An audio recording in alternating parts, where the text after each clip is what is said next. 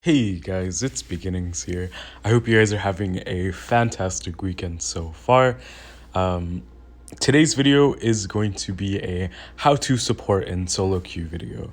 I was looking over my comments and I think there was one or two people that mentioned how, oh, you're just being carried by Zane, or actually it's just something I hear a lot. So I decided that today's video is going to be a solo queue support video. Specifically today, I will be playing Baldum. He's very strong for solo queue because he has good engage, his ult is great, he's a tank, he has peel, all that good stuff, right? He's also just an absolute beast right now. Like, honestly, Baldum is probably and has been one of the strongest supports for ranked for a long time. He is such a bully. He can basically win lane for anybody that he sticks around. He can help clear waves. Anyways, so start of this game, I don't actually go to my jungler's blue. I know they have an ARM, but Kriknak's first clear is very fast, and generally if you do go to help the jungler at level 1, it hurts them more.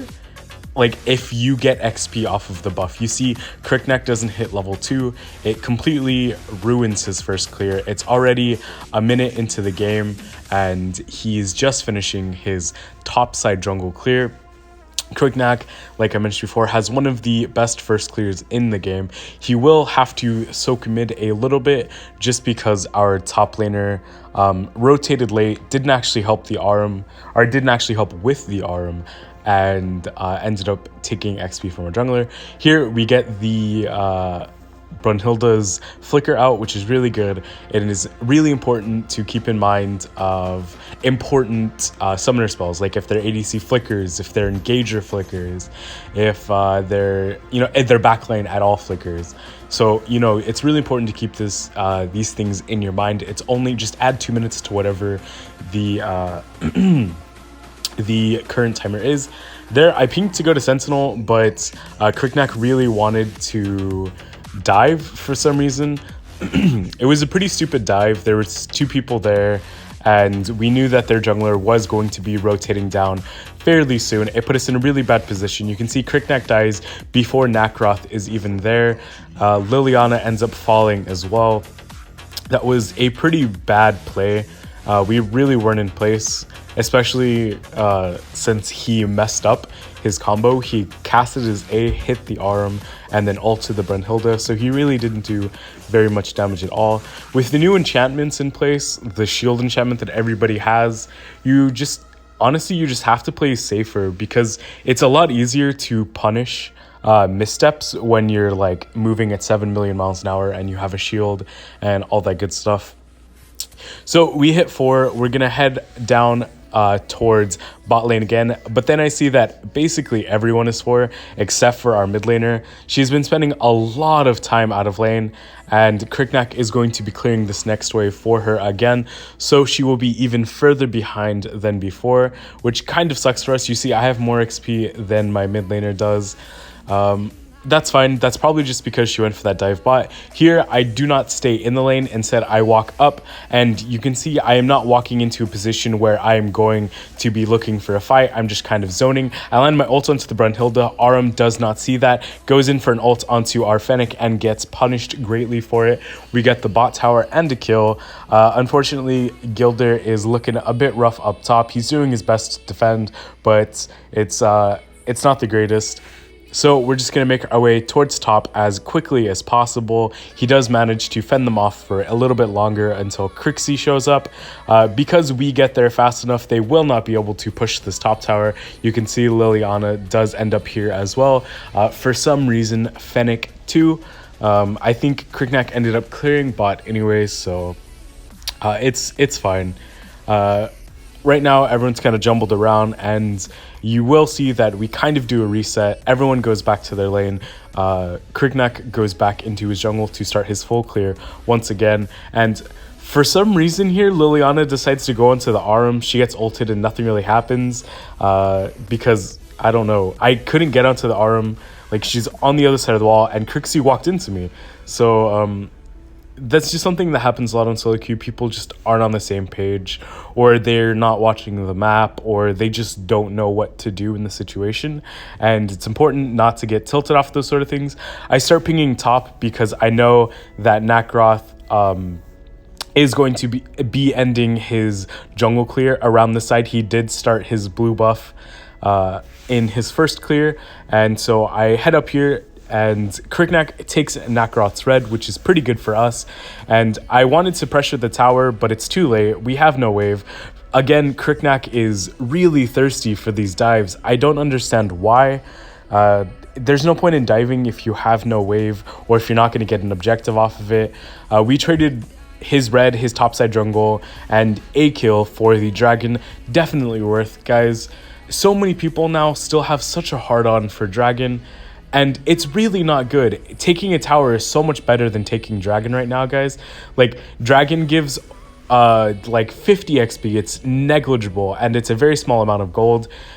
Taking a tower gives so much more gold than actually taking dragon. Just please keep that in mind, guys, if you are a jungler, or if, you know, your team is listening to you. Right now, I see that the bomb is going into Brunhilde, so I just flicker in and manage to throw her into that and the Gilder Sun, and she will fall. Unfortunately, Fennec misses his ult, so Crixie will be living, but we will still be able to pressure this tower because the only person here is Crixie.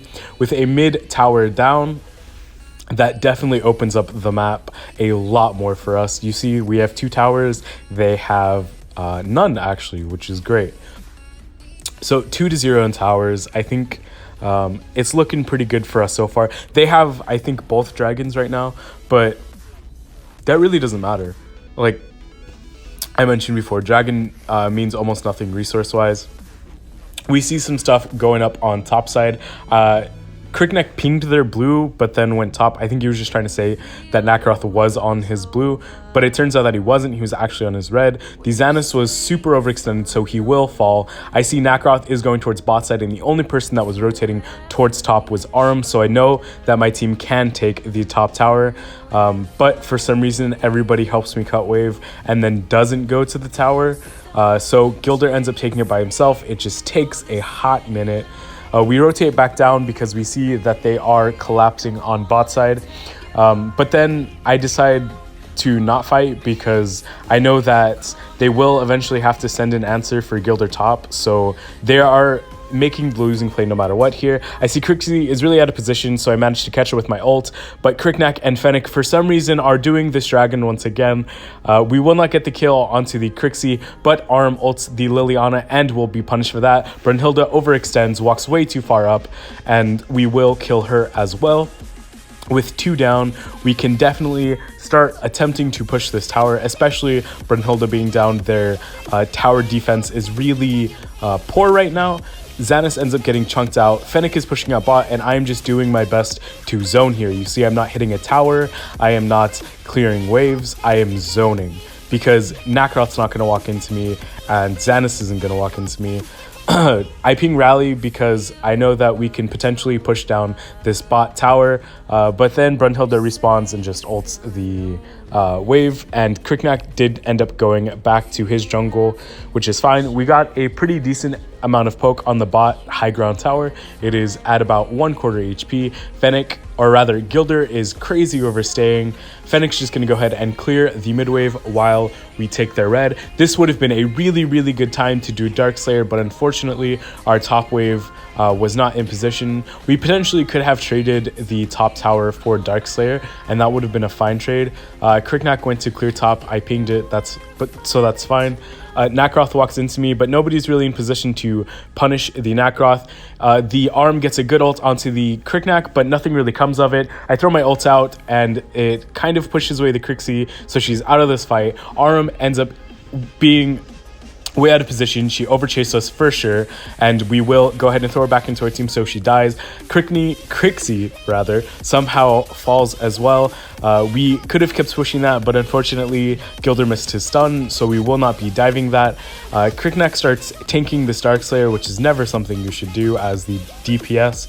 Just let me tank it. I can tank it for a really long time. I see Cricknack is going towards his red for some reason, and Nakaroth is on his way. We will have to finish off this dragon. I start recalling because I'm pretty low, but then I decide against it because I do have the Darkslayer regen. Their Nakaroth and Brunhilde absolutely int, so that makes the end of this game really easy for us. Our mid wave is dying, so I'm going bot to catch this one. You can see me trying to ping the bot wave so we can drop the dragon there, but for some reason the Fennec drops the dragon mid where we have no wave. The tower will fall just because dragon is strong and we're very ahead, but that was a really bad play that would definitely be punished in any higher tier of gameplay. Honestly, both teams are pretty bad. I think they're like vet or something. I've had them on my team a few games. Arm goes in to ult the Fennec. I just go ahead and throw my ult out so he is able to jump away, and we will punish their overcommitment for that kill. Brunhilde is AFK in her ult and will die. Crixie kind of just walks into me and dies, and the game will end here.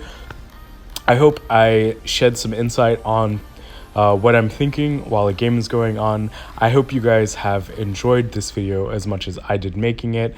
It was a really fun solo queue game, even though it was kind of frustrating people weren't listening. Be sure to drop a like and subscribe if you enjoy this type of content, and I will see you guys next time. See ya.